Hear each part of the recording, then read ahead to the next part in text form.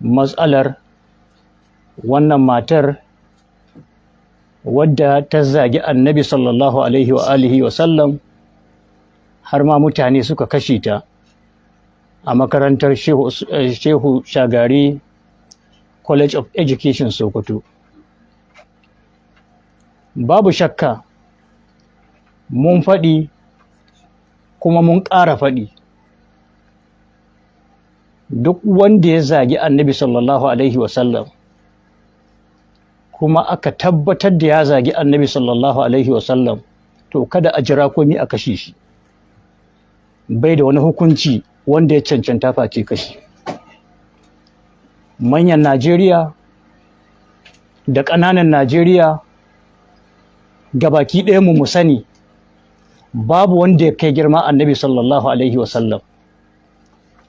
Don haka ba mu taɓa amincewa ko ba mu taɓa yarda da wani ya zagi annabi sallallahu alaihi wasallam.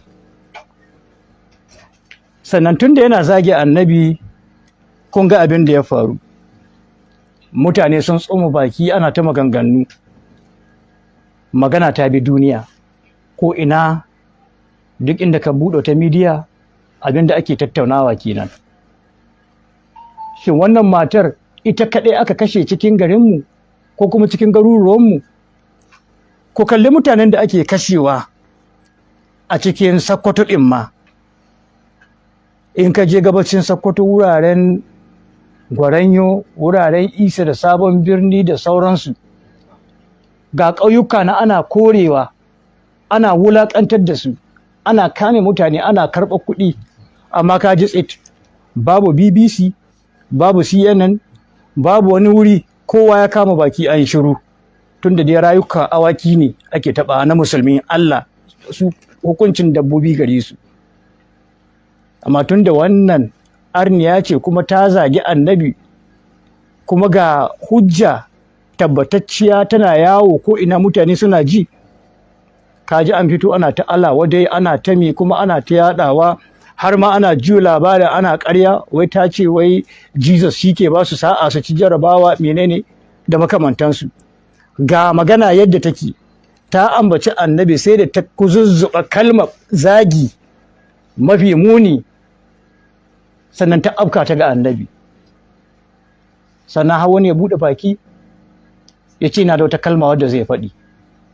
To mu in an taɓa annabi idan mu rufewa yake yi, ba mu da wanda muke so kamar annabi.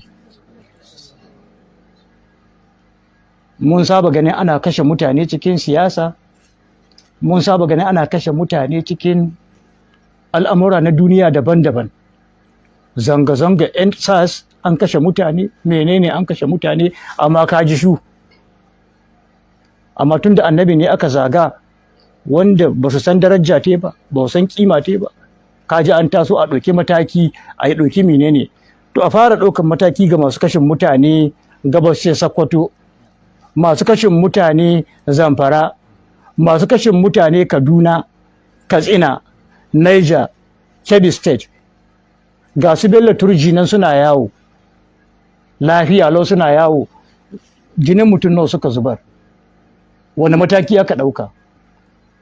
Sannan mutanen kudancin Najeriya sun taso, rashin imani ne, rashin menene, musulunci addinin menene, addinin menene, addinin, suna ta kuwace kan musulunci. To kada ma ku tsaya ku saurare su. Mutanen da ke kisan ɗan adam kan ya saci burodi na naira 200 za a sa mai taya a zuba fetur a kunna mai wuta, mutum 1000 nawa suka kashe a haka. Me aka yi? Ka gani ga CNN, ka gani ga BBC? Su waɗancan da suke kashewa ba mutane ba ne, ba iyayensu suka haife su ba. Akwai wani bidiyo kwanakin baya da ya yawo, sun ɗebe kan Fulani, mutanenmu sun aje, sun hasa wuta, ga wani suna ɗarme da shi, shi ma kashe shi za su yi.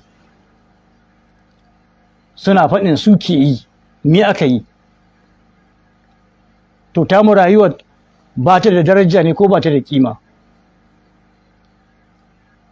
Duka dai ba a yi komi ba, sai dai wannan da ta zo cikin garin Sokoto, birnin ɗan Fodiyo, ta shaƙi iskan daɗi da iskan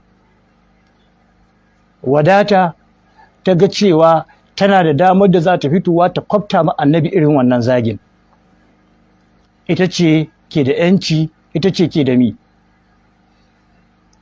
Sannan muna kira ga ƙungiyoyin Human Rights, Amnesty International menene su fara komawa gwaranyo su ƙwato haƙƙin waɗanda aka kashe.